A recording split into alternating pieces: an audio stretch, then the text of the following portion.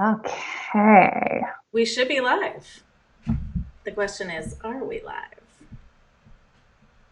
Should be getting a notification here in a second. Just if you're watching, we're just gonna chill out and make sure that this is working. We're testing. Hi, everyone. We're trying a new software. We're trying to be fancy, which means we have to make sure we're actually doing this. It looks like we got a like, though, so I think that means we're going. All right. Yeah. Yes. I'm, If someone like that, that means it's working and we're here. oh, thank God. Okay, Okay. cool. All right. So this was a spur of the moment thing. I'm Jeanette. You're watching on my timelines. You probably know that. This is my dearest friend, Dusti Arab. And Hey, guys. we are together. We have been working for a couple of months behind the scenes, cooking up something we're calling charisma. And as a part of charisma, we've decided to host a series of date nights. And today, Dusti texted me and she's like, how do you feel about going live? And because I'm me, I said, sure. We actually have not a whole lot of real plan. There's nothing scripted. This is off the cuff, but we're going to talk about online dating and bios and writing and how charisma comes into all of that. So, Dusti, would you like to introduce yourself a little bit? Totally. Let me see here. So I guess what's most relevant here is that a couple of years ago, I did this big ass dating challenge. So I live and work on the internet in a style very similar to Jeanette. I do a lot of personal writing and things like that. So as a result of that, we've done a lot of like about pages and bios and things over the year. But when I started my dating challenge, it didn't occur to me what an advantage that gave me. And I think that, Jeanette, you've experienced this a little bit too, with your new foray into dating as well. A good bio is what it takes to hook people in swipe culture. Like, that's just reality. You've got, however many characters that particular app has. And realistically, like, who reads past the first sentence? You got like a tweet to really get someone's attention. And obviously, photos and things like that are applicable as well, which you can come for a later date night. And we're definitely going to be talking about that. But Jeanette, as you have downloaded all of the new apps and all of those things, what are the things that have really struck you about other people's bios? Number one, there's an amazing amount of people with no bios, which to me, unless you're super intriguing, I love your face right now. Your face is my favorite. No bios? No bios. I mean, surely you saw that as well. There's nothing. I mean, I guess I did, but like, oh my God. You can't even be bothered to take the time. Or it's too intimidating. How do you sum yourself up? And I love that you called it swipe culture. And I think whether you could have been married for 30 years, you're still a part of swipe culture. That's what we're living in. Whether we're going this way or this way, we're living in swipe culture. You have this long to capture attention before somebody swipes left or swipes right and moves on to the next thing. So this is applicable to anybody. So yeah, there's a lot of people with no bios, whether they were too lazy or they were too intimidated or had no idea how to sum themselves up in that small of space. There's a lot of repeated things. Everybody likes tacos. Everybody likes hiking. Men like to fish. In Arizona, there's a lot of guns. That's Oregon too. I think that's just like a thing. Thing. Women like animal Snapchat filters. There's a lot of things that you see. I hate the Snapchat filters. Oh my God. Like, I mean, I always had mine open for men and women. Like, I bat for both teams 100%. But those fucking Snapchat filters, like, oh my God, let them look at your face, Right. please. Like, anyway, sorry. Aside, we're going to talk about photos later on. So there's a lot of repetition. So zero bio, a lot of repetition, a lot of judgmental bios. Like, don't come to me if you are XYZ, which is really off-putting. And a lot of people that I think just don't have a clue how to sum themselves up in a way that makes them look different and stand out and that really kind of captures who they are and their own personal charisma. Because we've all got it. And you're right, people like you and I have an advantage because we're used to figuring out how to stand out in a crowded marketplace online, visually, with language in all the ways. This is what we do. This is how we make money. This is how we run our lives. And we've been doing it for a long time. Right. Well, and the thing about that's so interesting to me too is like a dating bio really is a sales conversation, just like anything else is. Like I know that people get like weirded out and they're like, oh, sales is sleazy and all that. But every piece of your life is sales. You are always trying to get something from somebody, whether it's a raise from your boss or the swipe right or whatever it is. You're trying to fill your course. The reality is, if you can't present yourself in a way that's compelling, you're not going to get it. You're not going to get what you want. So the more ways that you can find to concisely talk about who you are, your personal brand, however you want to talk about it, like that is vital to you getting what you want. And realistically, that's why we're putting this on. Right, exactly. And I'm going to quote my daughter here.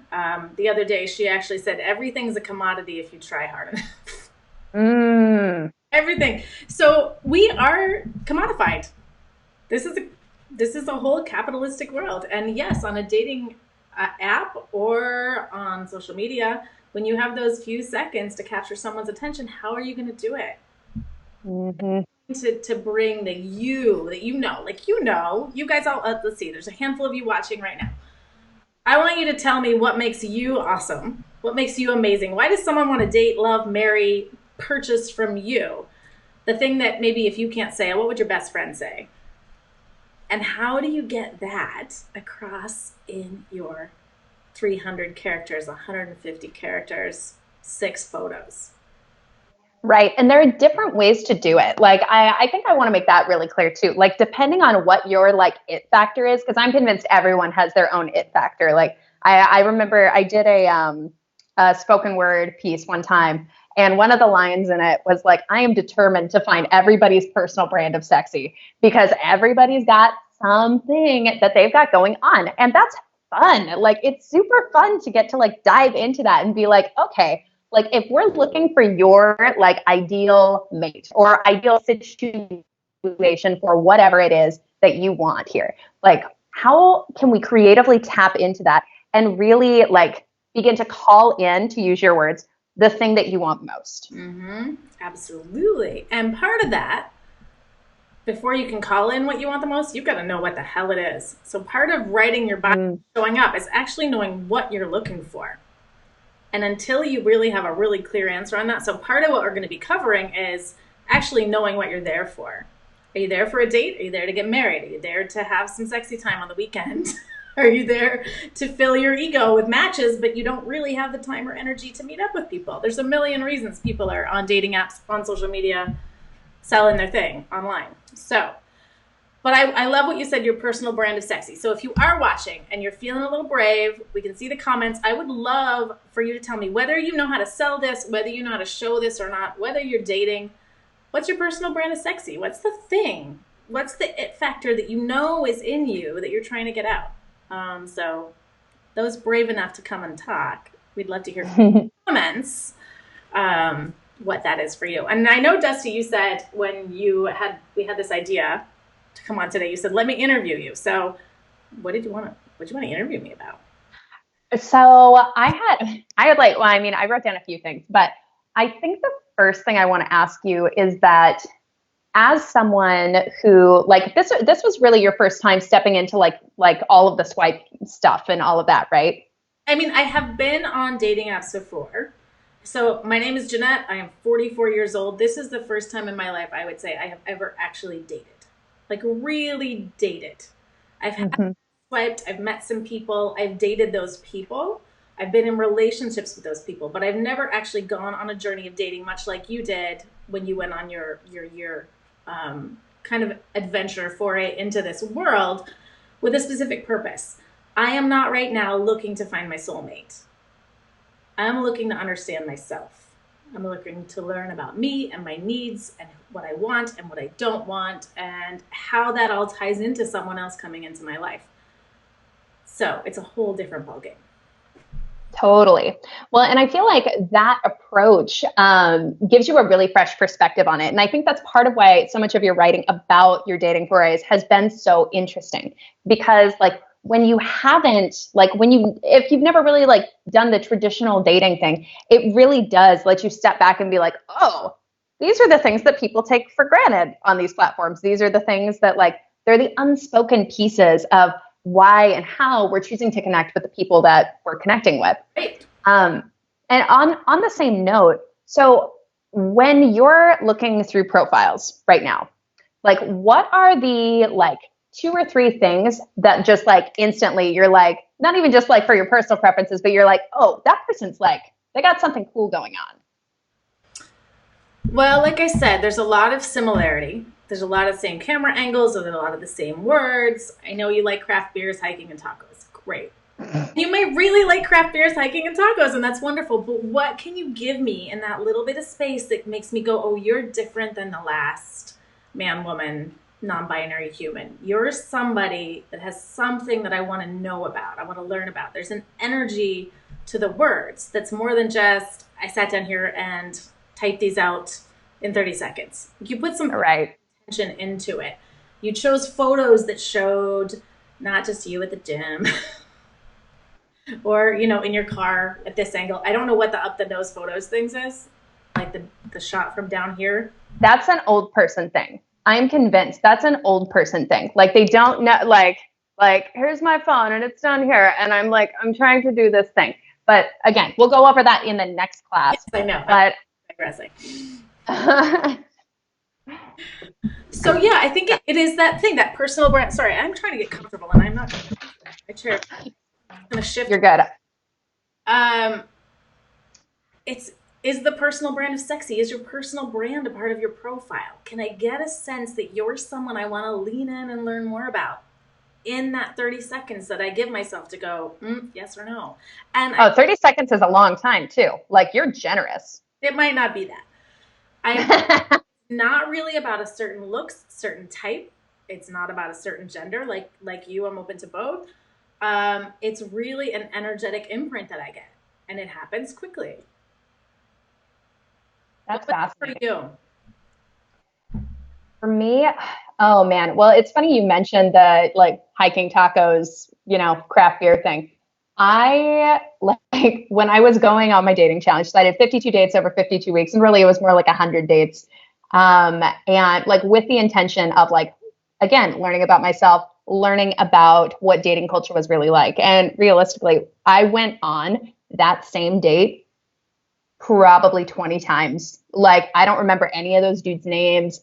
They all worked at Nike or Intel, which is like the curse of living in the Pacific Northwest. Like, and also again, with the fucking hiking, like I like going hiking once in a while, but like, Christ, like, can we I don't know, talk about other things, like not just what we're going to do. Because realistically, by the time you get a little ways into a relationship, like, it's not just about what you're going out to do. Like, I really want to know if I'm going to be able to spend a nice, comfortable evening in with you, even as someone who's extroverted and loves going out. And again, like you said, that really comes down to the energy of it. Like, it's definitely more of an energy thing, and the way that, like, I really think that even in a small number of characters, you can hold space for yourself and for the people who you want to draw in. And I think that like making sure that like you're outlining what your boundaries and your container are in a way that respects you and the other person is a huge part of having a really effective bio. Otherwise, you're going to make both of you miserable. Absolutely. And some of the people that I've connected with that are my favorite people or and ongoing connections have had really simple, it doesn't have to be poetic. They weren't perfectly worded. They weren't like a writerly bio. Mine's really, you've read mine, mine's really poetic, and it's me, right? It's me. It's me in those few words. Some of my favorite have just been boom, boom, boom words that describe a person, who they are, what they want, and what they are there for, and what they are not there for. So that in that brief snapshot of time that I had to look, I went, okay, we're into the same things. We're not into the things we're not into match up. Perfect. This is something I'm going to give a try. Definitely.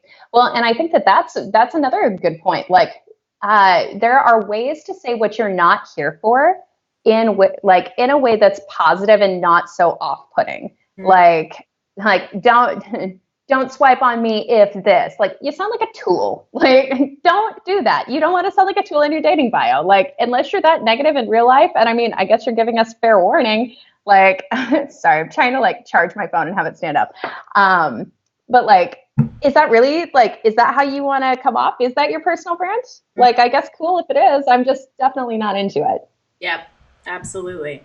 Another red flag is anyone who says, I am drama free and I have my shit together.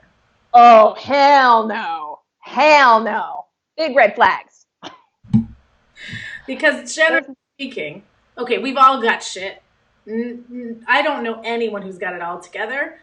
And sure. If you have to say you're no drama, you're probably aware of that because there's drama. That's what I read when I read that. Yeah. Yeah. Especially anybody who has in there that they're divorced and has no drama is a fucking liar. Like, those two things for me, like, in combination, that's just like an insta swipe left. Anyway, let me see. Let me check real quick. One of the other questions I had for you. With the way that, like, that you present online and all of those things, like, when it came to bringing it down into something concise, what was that process like for you? What did you decide was the most important for you when you're presenting, when you're dating? Well, I think it's evolved over time. And I've also learned that different apps call for different things. Like, not only do you have a different format to work within, you know, Tinder is different than Bumble. But also I've tried things and find they work or don't work. And I see what they call it. And I think a lot of people put up their photos, they pick their photos, they put up their words, and then they just leave it.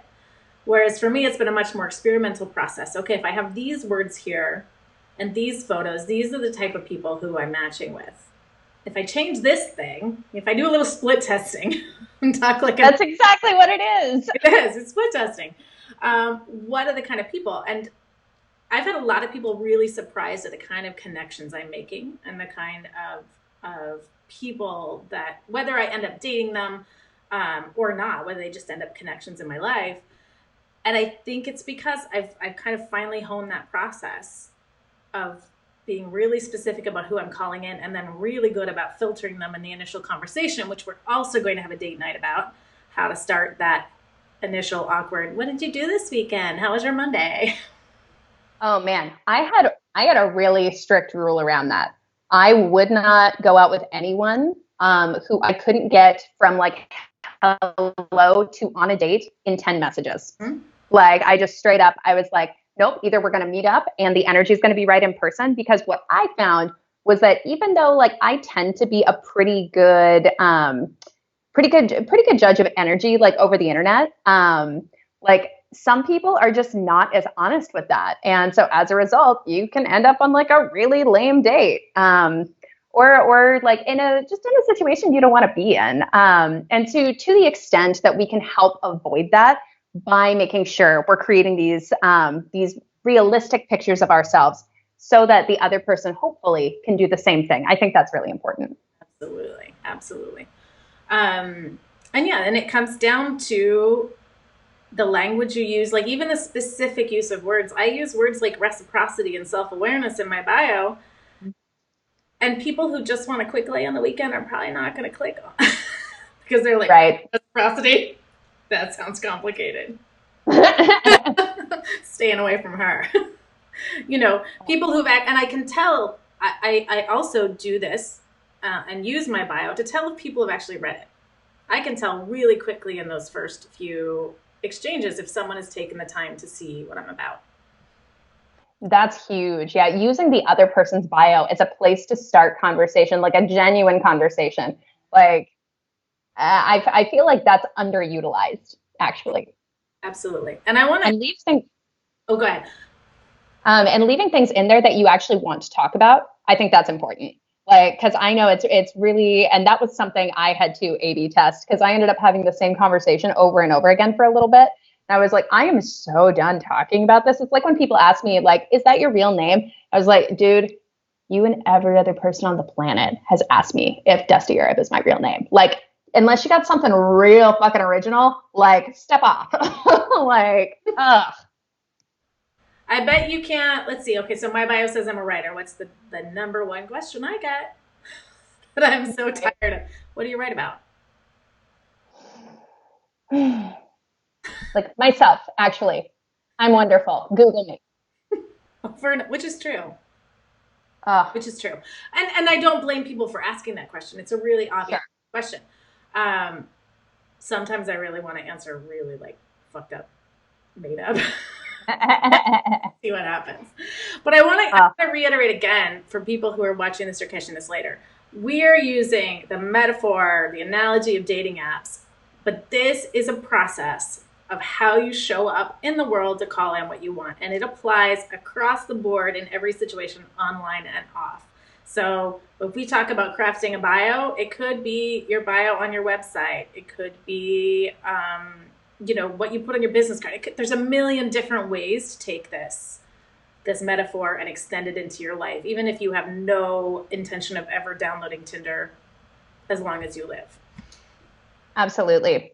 And so you guys know we are going to drop a link here below this, but we are doing a live 90-minute webinar here on March 13th at 4:30, and we would love for you to be there.